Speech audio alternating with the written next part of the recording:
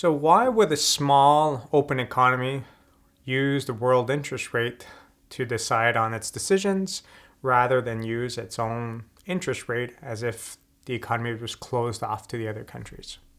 Let's take a look.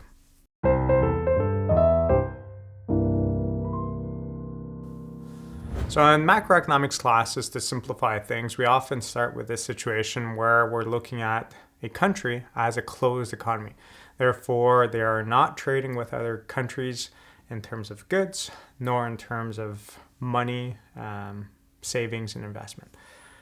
And in that context, we can see that domestic national savings and domestic desire for investment to buy equipment leads to an equilibrium in interest rate and a quantity of money exchange between these savers and these borrowers. But when it comes time to opening it up to the world interest rate, to the world economy with a trade and a flow of money going from one country to another, we would say that if you are in a small open economy, so let's just kind of understand what that means. Small is a country that's much smaller in size than the large players out there. So if we think of Canada, we treat it as a small open economy. Just if you think of sheer size, if you just compare it only to the United States, we're about a tenth of the population, a tenth of its size. So we're a much smaller player in the grand scheme of things than they are. They would be seen as a large open economy. And then the word open is just the opposite of closed. It's just an economy that's open in the world markets, not closed off to the others. That would be like an economy that doesn't trade. And then economy is just economy. So we have this small open economy like Canada. There would have been a certain interest rate determined by domestic savings and domestic investment. And now we have this world interest rate.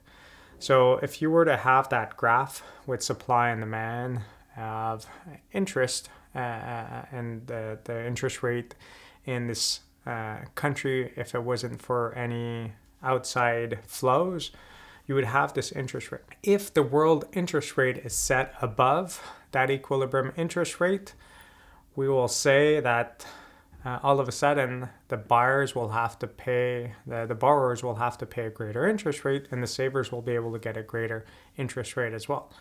Why is that the case? Well, if we think about it, we can think about it graphically, but we can think about it logically. If on the graph you were to draw this higher interest rate above, you would see that the demand for money in terms of investment purposes to borrow money will be a lot lower at a higher interest rate.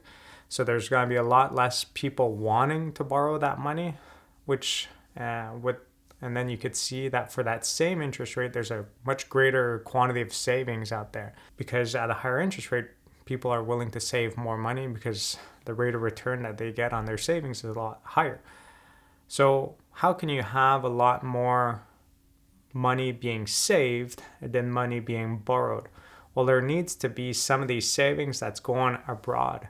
And when that world interest rate is above the domestic interest rate, we have what we call net capital outflows, that Canadians are using their savings to buy foreign assets, whether it's treasury bills or other things. They're sending their money to another country, let's say the States in this case, that earns them a greater interest rate, and that's what's going on. So that's how that there can be a gap between the demand, the quantity demanded for borrowing for investment purposes and the quantity saved by this national saving.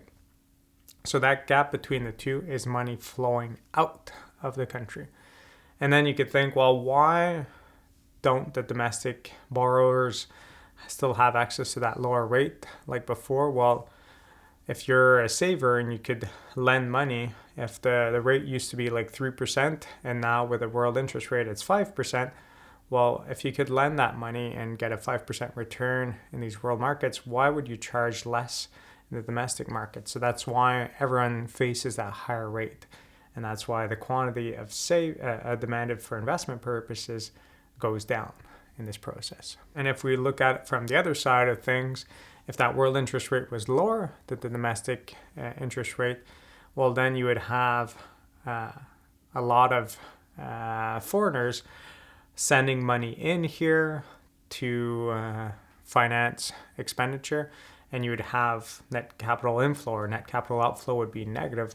There'd be more money flowing in, and that would make that difference between now you would have a greater quantity demanded for investment purposes at that higher rate, and you would have a much smaller demand for savings, the quantity supplied of savings. And the way that this balances out is because although there's less savings in Canada, quantity of savings at that lower interest rate, there's money flowing in. So that's the main reason why we need to take into account this world interest rate when basing our decisions, because we have access to these capital markets, these capital inflows, outflows that are going on. So through these processes, we want to understand how the rate would have been in a closed economy, but actually how there could be a difference when we have a world interest rate, and that's going to lead to net capital outflows or net capital inflows. When that world interest rate is the same as what would have been the domestic interest rate in the closed economy, that's the situation where there is no net capital inflows or outflows, where exactly like there's no gap between the two. So there is no net capital outflows. It would be equal to zero. Does net capital outflows equal to zero mean that there is no money flowing out, no money flowing in? No. Net capital outflows is the difference between money flowing out versus flowing in. If the same amount of money is flowing in both directions, NCO is equal to zero, the same way as NCO we've seen is equal to net exports. And when net exports is equal to zero, it doesn't mean that we're not exporting nor importing. It just means that the total value of exports minus the total value of imports is equal to zero. We have the same value of exports and imports. So hopefully you could understand how a small open economy deals with its own interest rate and foreign interest rates in the process to determining how much money is flowing out, how much money is flowing in, and how our demand for investment changes when these external rates change as well. Catch you guys on the next one. If you found this video interesting, please consider subscribing or joining my class where I guide you to apply and expand on the information found in these videos to real-life examples. Have a good day.